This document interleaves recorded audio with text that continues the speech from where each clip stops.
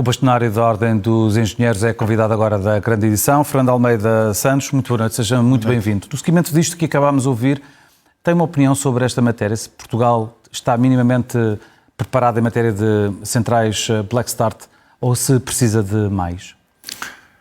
Boa noite, novamente. Antes de mais, queria começar por agradecer aos engenheiros portugueses por aquilo que tem vindo a acontecer, ou seja, diria que ao fim e ao cabo correu tudo mais ou menos bem dentro do incidente que não causou danos. Quanto a esta peça das Black Start, a Ordem dos Engenheiros tem discutido muito isto e eu acho que a questão não está na quantidade, a questão está no modelo. Desligar tudo a zero e arrancar quando desaparece a eletricidade ou quando existe um apagão, como aconteceu no dia de ontem, não é a melhor solução sob o nosso ponto de vista. Nós temos de ter sistemas que não deitem por salvaguarda do interesse nacional e de independência energética portuguesa, que deitem o sistema todo abaixo. Ou seja, devíamos ter o mínimo ligado, centrais termoelétricas, nem que seja a gás, por causa das questões ambientais. Antes tínhamos a carvão e a do Pego foi desativada e demolida, a da Tapada do Outeiro manteve-se e, portanto, ajudou-nos, mas estava a zero. Ou seja, está a dizer que devia o país voltar a ter então as centrais a carvão? A carvão não direi, embora haja muitos países europeus ou alguns que não abdicaram disso e competitivamente com Portugal começam a passar o PIB porque têm energia mais barata e internalizada. No nosso caso, penso que o modelo de equidade entre aquilo que é a questão da competitividade, como já disse, e o ambiente, obrigam a que se calhar nós tenhamos modelos mais amigos do ambiente e do clima. Tudo bem, não tem que ser centrais a carvão, mas existem alternativas. O gás natural, por exemplo, é uma alternativa para nós mantermos as centrais abertas. Sim, mas no caso ontem, o sistema todo elétrico da Península Ibérica acabou por sofrer o problema que ainda não se sabe qual é que é e que está a ser investigado pelo Governo e pelas autoridades espanholas e o que levou ao desligamento da rede toda, até em muitos casos por razões de segurança, verdade? É verdade. Portanto, no caso, as centrais aqui poderia ter grande solução diretamente, ou poderiam? Poderiam, porque a partir do momento as soluções estão, as nossas centrais, é assim, nós estamos conectados à rede ibérica. E esse não é o grande problema, não deveríamos ter outro tipo de ligação, interligação com outro local, Espanha tem com França e com Marrocos, aparentemente. Também talvez, sim, não discuto isso, embora nós só tenhamos uma fronteira, é mais complicado nós termos essas ligações externas, temos no gás natural, por exemplo, com a Argélia e com Marrocos, mas no caso da eletricidade da rede, que é terrestre, às vezes também pode ser por cabos marítimos, é mais complicada, mas podemos ter, não digo que não. A questão é, só temos com Espanha, e só tendo com Espanha, corremos o risco nesta interligação de energia ibérica, que em escala torna a eletricidade mais barata, de facto, temos esse risco do apagão. Isso é claro. Aconteceu, mas era um risco alertado, só que também temos salvaguardas nacionais, ou seja, também temos de ter independência energética nacional, porque vamos lá ver uma coisa, vamos partir do princípio que não tínhamos... Mas a independência energética temos. Hoje o Governo disse que estamos todos com eletricidade produzida exclusivamente em Portugal e que as centrais, portanto, estavam a ter capacidade de fornecer a energia ao país todo e energia apenas produzida em Portugal. É verdade, mas em termos... Mas o que é que quer dizer concretamente com a independência energética?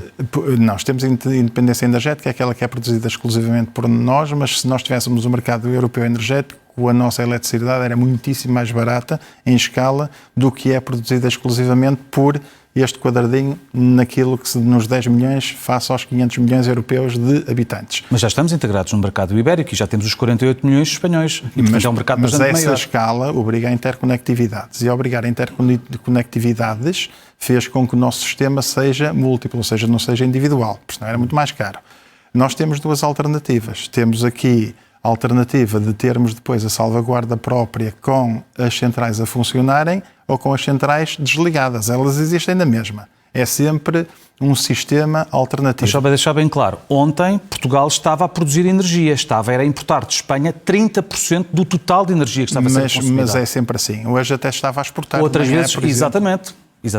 Mas vamos imaginar ao contrário. Vamos imaginar que nós não tínhamos a central termoelétrica, a central da Tapada do Outeiro, nem Castelo Bode, no sistema. Vamos imaginar que não existia essa resiliência energética de repor a energia e que estávamos dependentes, por exemplo, de Espanha ou de França.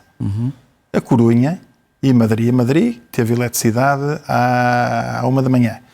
A Corunha teve às 4 da manhã. Nós estamos mais longe. Tínhamos eletricidade, se calhar, em Lisboa, se calhar só hoje de manhã, ia correr bem, porque era dos últimos do sistema. Reativamos aquilo que é nosso, reativamos e conseguimos, paulatinamente, ter eletricidade até às 10 da noite. Pois, por isso, hoje o Governo... A minha questão é, porque é que nós, em vez de... Às vezes o arranque é o que demora mais. Porque é que não temos isso ligado?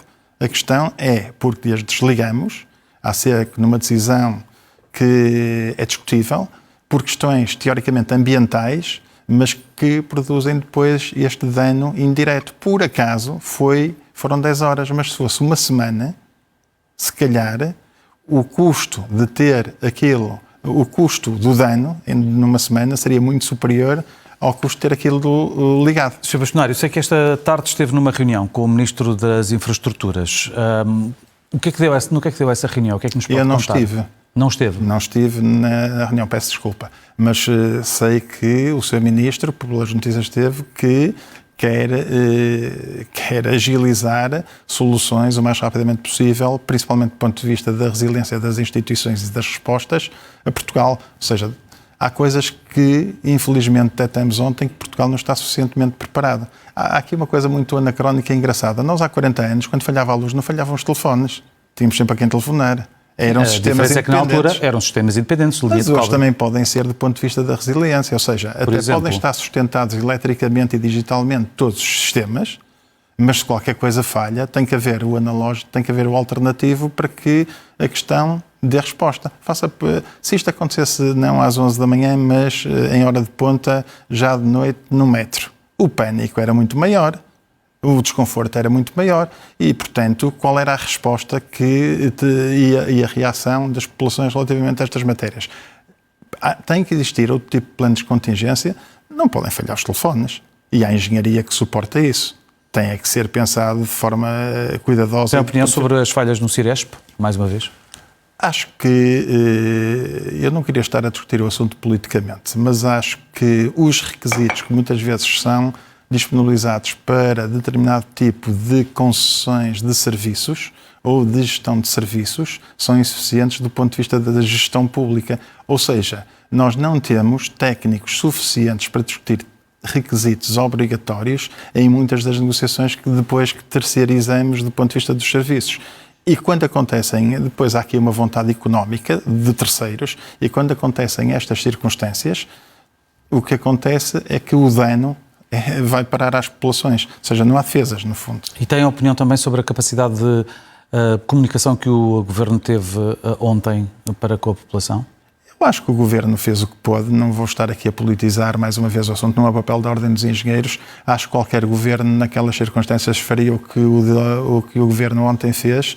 Acho que o facto de não existir, ou da solução técnica encontrada, que não foi técnica, foi política, peço desculpa, do encerramento das centrais termoelétricas há uns anos, a decisão política, que teve muito pouco técnica, se não precaveu este acontecimento, porque este acontecimento nós ontem não sabíamos, ninguém sabia, o Governo não sabia quando é que teríamos luz e mais do que isso teve um impacto indireto em muitas outras circunstâncias da vida cotidiana. Já agora, porque é que diz que o Governo não sabia quando é que teríamos luz, sabendo que existem as tais duas centrais no norte e no centro do país? Não sabia dizer quando tínhamos exatamente, luz. É o que eu queria dizer. Não sabia exatamente. Porque o facto de nós ligarmos o interruptor e pormos eletricidade no sistema, do zero, cria redundâncias que têm que ser feito de forma cuidadosa e criteriosamente do ponto de vista técnico e demorou a arrancar, tanto quanto já foi informado, umas 4 ou 5 vezes, até conseguir ser posta a circular. Abre em ilha, temos 2 pontos, abre em ilha até se interconectar todo e, portanto, vai abraçando depois a rede total que o país tem até totalizar a cobertura de eletricidade do sistema. Ora bem, se nós tivéssemos o mínimo, podia haver apagões localizados, mas se calhar o restart não existia porque já estava iniciado e... Mas o que era o mínimo? O mínimo é ter a central ligada, é não estar totalmente desligada. Essa é a grande diferença. Aqui nós estamos a falar de 2 coisas. Nós temos centrais desligadas e que têm que arrancar se, no fundo, é nós termos em casa, no antigamente, o esquentador ligado o dia todo, para termos água quente, ou está desligado e estar à espera que a água aqueça. É o que acontece. Neste momento, o Sistema de Defesa e Salvaguarda Nacional Elétrico, quando acontecem apagões, e é pouco provável que aconteçam, mas aconteceram, quando acontecem, nós vamos ao zero. E não temos que estar no zero. É uma questão de custo e uma questão ambiental, provavelmente. Mas depois... E de custo que teria de ser suportado por quem? Não, o custo é sempre de Portugal. Mesmo com as centrais desligadas, elas existem, estão concessionadas, mas também Portugal tem custos por tê-las, para o restart. Elas existem. Estão pagadas para que o custo não seja tão elevado. Mas elas existem, o custo existe. E, portanto, essa é a grande diferença. O problema neste momento é que nós optamos por uma solução, provavelmente Espanha optou por uma solução idêntica, de ter um sistema mínimo que salvaguarde este tipo de coisas, este tipo de apagões, optou por uma solução zero, quando se calhar teria que ter uma solução de 10% ou de 5%. Enfim, é o que eu quero estar aqui a explicar. Sr. Bastonário, muito obrigado por ter vindo à grande edição. Muito boa noite. Vamos fazer agora uma curtíssima pausa, já voltamos. Até já.